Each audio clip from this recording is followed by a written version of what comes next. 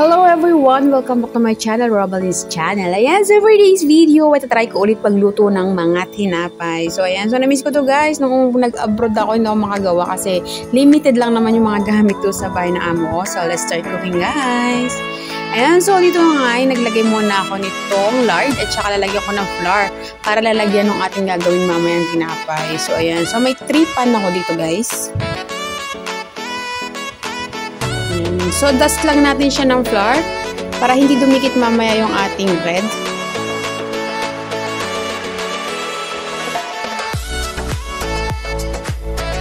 So, ulit-ulitin lang natin siya guys. Gamit lang tayo ng brush. Ayan. So, yung pinapahid ko dyan guys is lard. Ayan. So, yun yung nilalagay sa bread, sa mga bakery, sa mga nagbe-bake ng mga tinapay.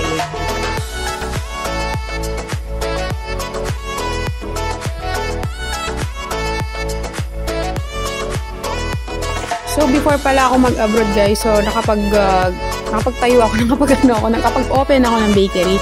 Kaya lang unfortunately nagsara kasi nga nag-pandemic. So, walang bumibili, walang lumalabas. Ayun. Kakabukas lang, nagsara agad. Kaya yan, so decided na bumalik na lang sa abroad. Sayang kasi yung time. So, sayang din yung puhunan capital na lugi lang. Pero okay lang yun guys. Lahat naman dumaan dun sa ganung part na nung pandemic. Yan, so dito nga guys, may prepare na nga ako na dough. So, next time ko na lang papakita sa inyo kung paano ako maggumawa ng dough. So, ano yung mixture ko ng dough. So, next time na lang guys. So, yan, may nakaready na nga ako dito. So, dinivide ko lang siya sa dalawa kasi yung isa gagawin kong pang cheese roll. Tapos, yung isa naman ay gagawin kong donut. So, ayan na nga yung isang part. Hiniwa-hiwa ko lang siya guys. So, kung meron tayo guys na measuring material, yung timbangan, so mga-proportion natin siya ng properly, malalaman natin kung ilan talaga yung equal niya pagka dinivide natin siya lahat. So ayan, so medyo kabisado na natin yan, so hindi na ako gamit ng measuring material.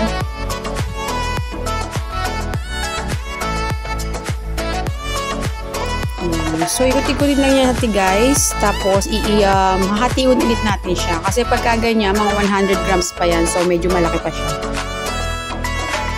Yan. So, yung hinati ko niya yan, mga ano yan, ay approximately mga 50 grams yan. So, 50 grams talaga yung halos ginagamit sa mga bakery na mga 5 pesos dati na tinapay. So, ngayon, 8 pesos na yata ang bentahan ngayon. Yan. So, ikot-ikot nyo lang din guys para mas mabilis nating magawa yung ating cheese roll or other bread. So, makikita nyo dito guys yung ibang pag-perform ng tinapay. So, sa mga susunod ko siguro mga vlog, puro ganito lang din yung aking gagawin. Kasi namiss ko talagang gumawa ng tinapay. Ayan. So, ganyan guys. Ikot-ikot lang natin siya guys. Ayan. So, nga pala sa buns, halos ganyan din yung ginagawa sa buns para ma-form ng circle.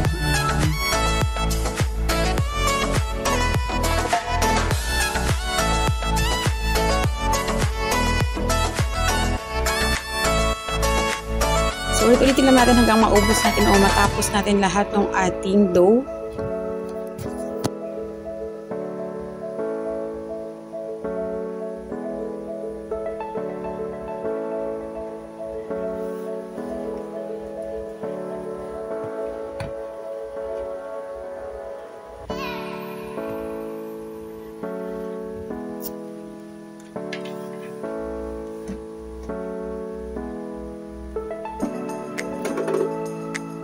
And so, dito nga guys, meron akong cheese. So, bubuksan ko lang siya and then kakat ko lang siya sa maliliit kasi nga cheese roll yung ating gagawin. So, pwede naman kayo gumamit ng any kind ng cheese, any brand ng cheese. And so, slice-slice lang natin siya guys, pampalaman lang sa ating tinapay.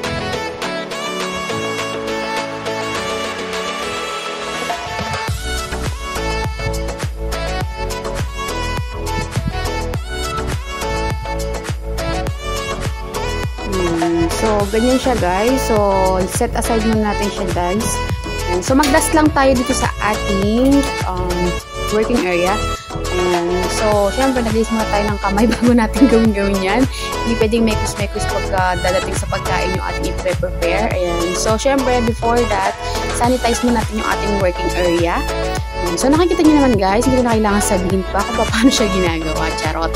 And so, using ng rolling pin, and mag-dust muna tayo nung ating working area. Tapos, i-flatten lang natin yung ating dough at saka natin ipapalaman yung ating cheese. Ayan. So, pagkapalaman ng ating cheese, roll nyo lang yan. Kaya nga cheese roll siya. Charot again. Ayan. So, para mailak natin siya, ay silutin nyo lang yung dulo para magkadikit na siya doon sa may edge. Ayan. So, repeat lang siya guys until matapos natin lahat ng ating dough.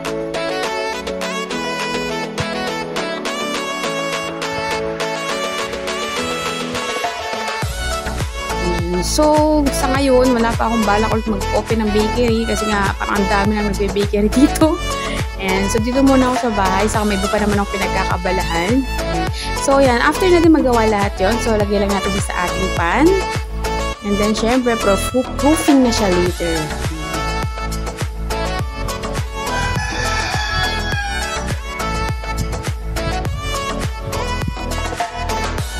So, ito na nga yung ating gagamitin para sa ating gagawing mini donuts.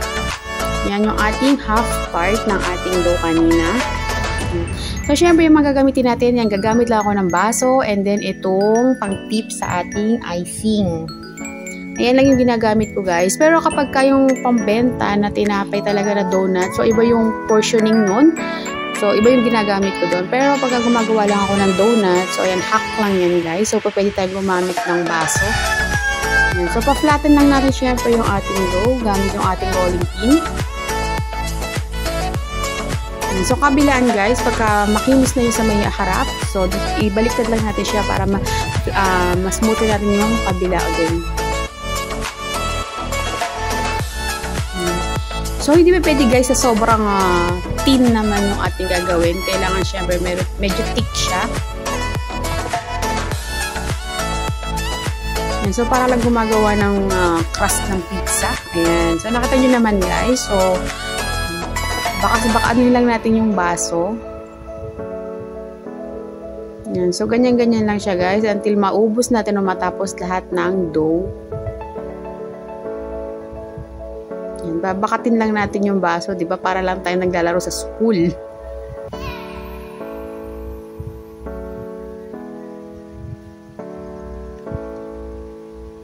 Ayan, syempre using your tip, ayan, para sa icing to eh.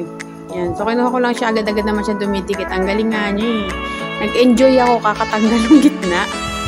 Nakakabutas ng mga donuts.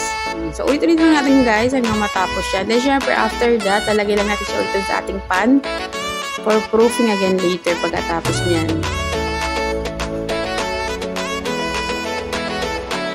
Ayan. So, kunin ko na siya isa-isa and then puputla lang natin siya sa ating pan.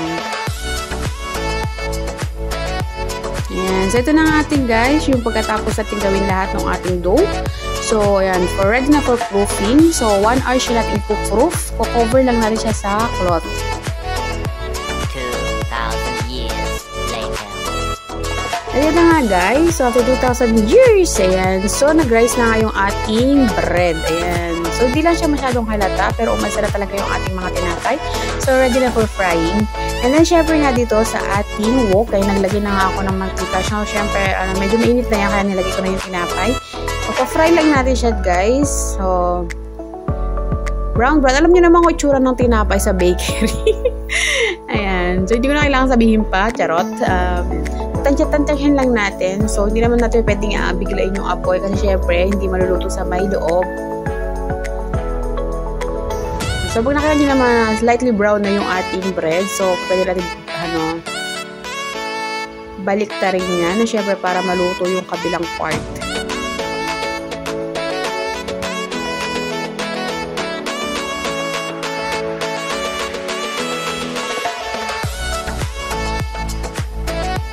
Pagka guys, nagluluto tayong tinapay, hindi pa pwede na konti lang yung oil natin. Hindi katulad na magprito ka ng itlog na konting oil. And so, kailangan deep fry siya. Pero hindi ko masyadong ginamihin yung mantika kasi feeling ko kasya na yan. Saka konti lang naman kasi yung aking gagawin. Hindi naman katulad ng pang-bakery na maya-maya ay perito-perito.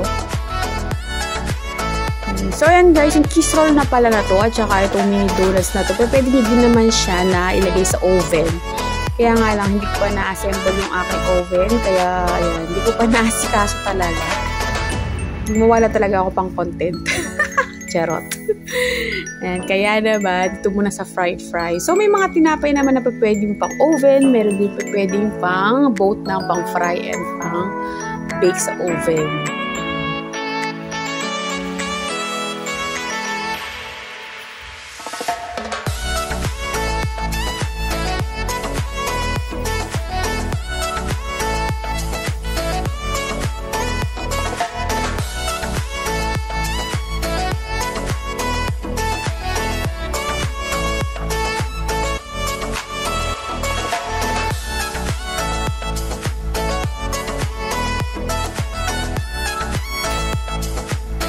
And then, syempre, ito na nga guys, yung ating finished product. Pero hindi pa siya finish ha. Ayan lang yung ating after na ma-fry natin siya.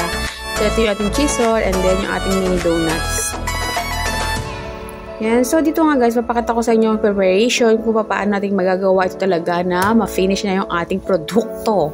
Yan. So, syempre, meron ako dito na sugar. Pwede siyang segunda, kaya brown sugar or white sugar. Then, syempre, meron ako ditong butter.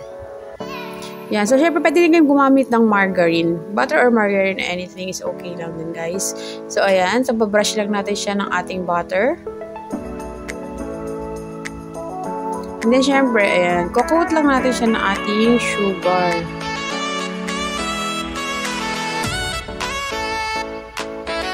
So, para sa akin, parang mas masarap yung margarine na sa palengke yung kinikilo-kilo rather than dito sa ating ginagamit na butter.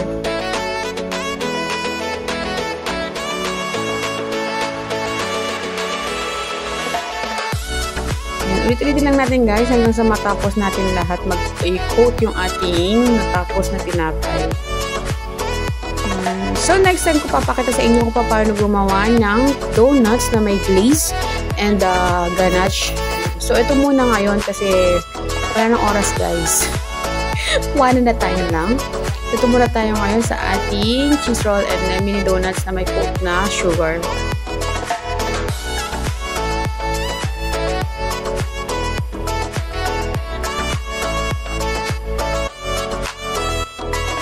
So, malinis naman guys yung aking kamay, no? And then, kami lang naman nakakain nito.